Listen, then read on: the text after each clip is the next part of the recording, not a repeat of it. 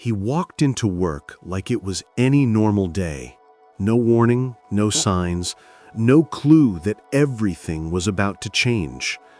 By the end of the afternoon, his life flipped upside down. They told him, "We have to let you go." And just like that, the job he thought would carry him to the future ended in a quiet office room. His heart dropped, his plans crumbled, and the world suddenly felt heavy. He packed his things slowly, trying not to let the pain show on his face. But behind him, whispers began. People murmured, judged, whispered like they knew his story, like they understood God's plans for him. Some laughed, not directly, but in that cruel, hidden way that stings twice as much. They didn't know that what looked like failure to them was a divine shift from God. That night, he sat alone, staring at the ceiling in silence. He felt lost, forgotten, humiliated. The room felt cold, and the world felt louder than ever before. He wondered if God heard him, if God had abandoned him, or if there was still a purpose left in his life. But in that silence, God whispered, "You're not losing. I'm positioning you." Sometimes God breaks your comfort before he builds your calling. Sometimes he interrupts your plans to make room for his promise. He didn't know it yet, but God wasn't punishing him. God was pushing him into purpose. He woke up the next morning hoping it was all a bad dream, hoping somehow the world would reset overnight and give him back the life he knew. But reality was stubborn. Reality didn't change just because he was hurting. His phone was still quiet, his email inbox still empty, and his heart still heavy. It felt like the universe moved forward without him, like everything he built suddenly became meaningless. Hope felt distant, and even breathing felt harder than usual. Shame tried to follow him like a shadow everywhere he went. Depression crept into his thoughts like a thief, whispering lies, feeding fear, making him believe he was finished. He looked in the mirror and didn't recognize himself, not because his face changed, but because his confidence was shaken, his certainty cracked, and his soul felt bruised. He asked God questions that echoed in his heart. Where are you? Why would you let this happen? Did I fail you? Did I fail myself? Friends who once claimed they cared suddenly disappeared. Conversations dried up, support faded, and the silence became louder than any insult. He scrolled through his contacts, realizing how few people checked on him. But sometimes God hides you so he can heal you. Sometimes he removes crowds so you can hear his voice alone. Pain is not always punishment. Sometimes it is preparation. Inside him, a tiny flame still refused to die, a little light of faith trembling but alive. Every tear watered the soil of his soul. Every moment of doubt tested his belief. And slowly, God was rebuilding him from the inside. The world thought he hit rock bottom, but he didn't. He hit the rock, and that rock was God. What looked like an ending was the quiet beginning of a divine rebuild. It's strange how quickly people forget the good you've done the moment you struggle. Some laughed quietly behind closed doors. Some judged loudly, pretending they had all the answers. They said he wasn't good enough, smart enough, strong enough. They acted like his fall proved they were better. But what they didn't know was that God sometimes lets people see you weak just so they'll be shocked when he raises you in strength. He stayed silent, not because he didn't feel the pain, but because he chose not to fight battles that belonged to God. He learned to stay quiet when others talked, to stay humble when others mocked him, and to stay faithful when others doubted him. Silence became his armor, faith became his shield, and God became his defender. When God is fighting for you, your only job is to stand still and trust his timing. Night after night, he prayed. Not fancy, rehearsed prayers, but broken prayers soaked in tears. God, don't forget me. God, guide me. God, give me strength to face tomorrow.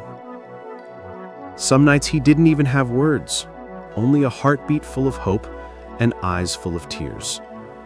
But heaven understands tears better than language. God counts every tear and hears every silent cry. People saw failure, but God saw foundation. People saw collapse, but God saw construction. God was stripping pride, building character, strengthening spirit, and preparing him for a future bigger than he ever imagined. They laughed, but laughs don't stop destiny. They doubted, but doubt cannot cancel divine calling. What they meant to break him, God used to build him. One day, the same mouths that mocked would speak admiration. One day, the same eyes that looked down on him would look up to him. Because God never embarrasses his children. He only elevates them in due time. Months passed slowly, like time itself was testing him. Every morning felt heavy. Every night felt longer. Opportunities didn't come. Doors didn't open. Silence became familiar. It felt like a desert, dry, empty, cruel. But the wilderness is where God builds warriors. The wilderness is where God speaks the loudest in the quiet. It is not a place of punishment. It is a place of preparation. His savings dropped. His confidence dropped. His hope trembled. Bills arrived like clockwork, but blessings seemed delayed. Some days he felt strong in faith. Other days he barely held himself together. But every day he woke up again. And waking up was victory. Persistence is faith in motion. God doesn't always change situations immediately. Sometimes he changes you first. Alone with his thoughts, he learned things he never noticed before. He learned how much he relied on routine instead of God. He learned that peace is not in a salary, but in surrender. He learned that sometimes God removes what you think you need so you can discover who you truly are. Pain became his teacher. Quiet became his training ground. Prayer became his oxygen. Little by little, his heart softened and his spirit strengthened. He stopped saying, "God, why me?" and began saying, "God, prepare me." That shift was powerful. God wasn't ignoring him. God was stripping him.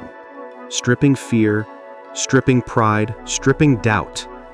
And when God strips you, it's only because he's dressing you for a greater season. The wilderness wasn't the end. It was the gym for his soul. Then one simple morning, something changed, not outside him, but inside. A small idea appeared, like a whisper from heaven. Start something. He didn't know where to begin. He didn't have a clear plan. He didn't have resources, but he had a seed. And God always works through seeds. Dreams start as whispers before they become destiny. Fear tried to shout louder. You can't. You don't have enough. You'll fail again. But courage doesn't mean the fear disappears. Courage means moving while fear screams. So he wrote ideas. He prayed over them. He watched videos, learned new skills, and took one small step at a time. His faith didn't shout, it whispered, but it whispered consistently. And consistency builds miracles. The world didn't clap, nobody cheered, but heaven was smiling. God doesn't ask for perfection, God asks for obedience. And sometimes the smallest yes leads to the biggest breakthroughs. He started small, worked quietly, believed silently. Every effort felt tiny, but faith grows in secret before it blooms in public. People questioned him again. Some laughed again. Some said he was wasting time. But he remembered. Noah looked crazy until the rain came. David looked small until Goliath fell. Joseph looked forgotten until the palace opened. Purpose always looks impossible in the beginning. But he didn't wait for support. He didn't wait for perfect timing. He started with faith, and faith is never too small when God breathes on it. He worked quietly in the shadows, without applause, without spotlight, without validation. While others posted their wins online, he was building silently offline. He didn't show his grind, he showed his growth. Every late night felt heavy. Every morning demanded discipline. But he kept going, even when nothing seemed to move, because real success is planted long before it is seen. Money was tight, but creativity was growing. Resources were few, but ideas were many. Some days frustration hit him hard. He wanted fast results, quick blessings, instant change. But God does not rush destiny. When God is building you, He builds slowly, deeply, and thoroughly. Quick success fades. God-built success lasts. And each small step became a brick in the foundation of His purpose. He learned skills he never thought he'd need. He discovered talents he didn't know he had. He stopped depending on what he used to be and started becoming who he was meant to be.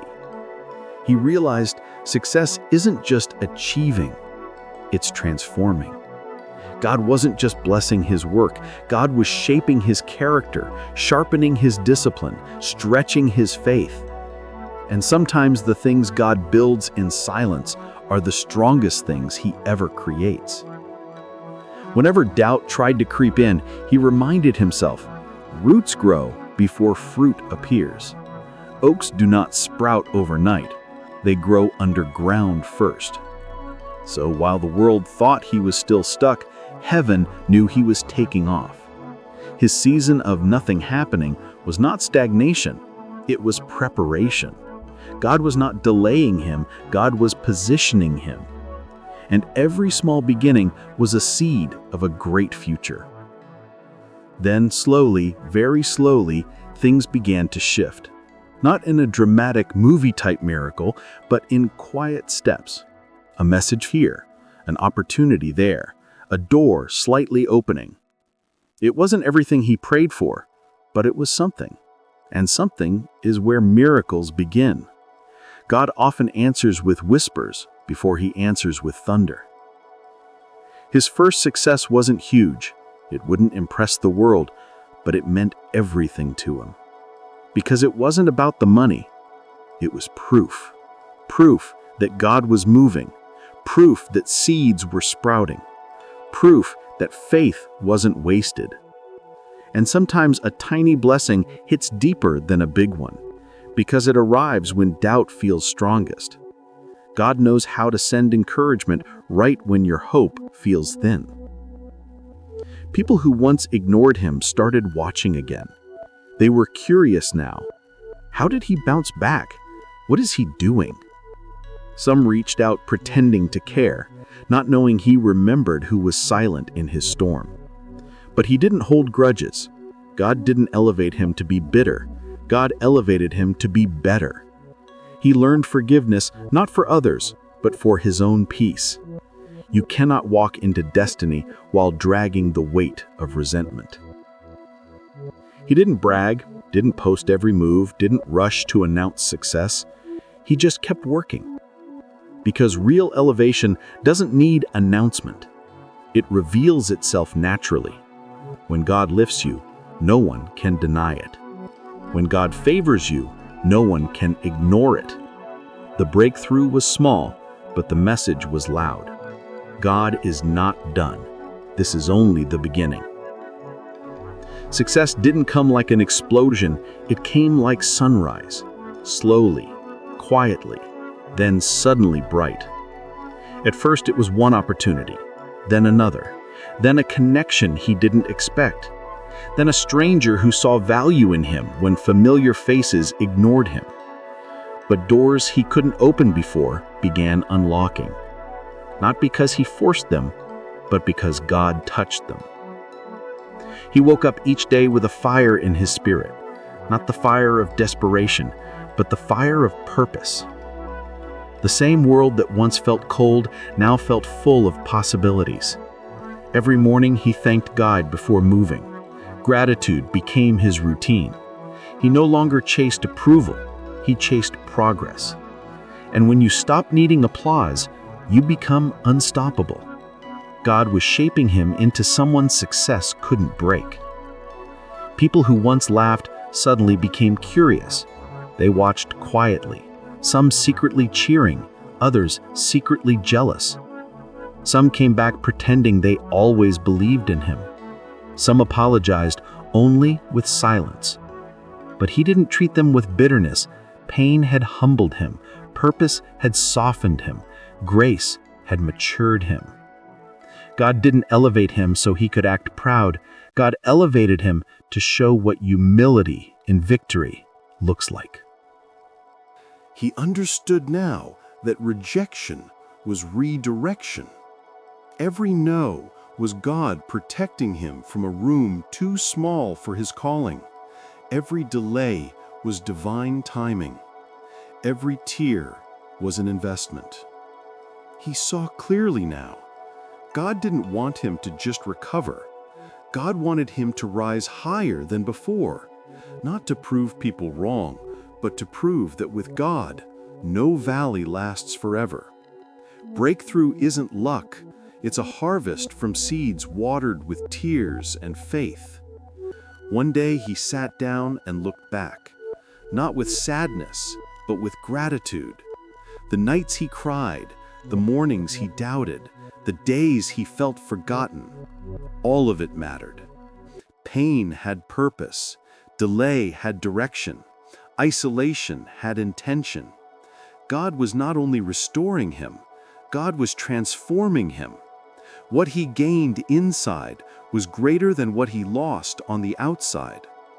He realized struggle is not a sign of abandonment, it is a sign of calling. God disciplines who he trusts. God trains who he plans to use. If you never bend, you never grow.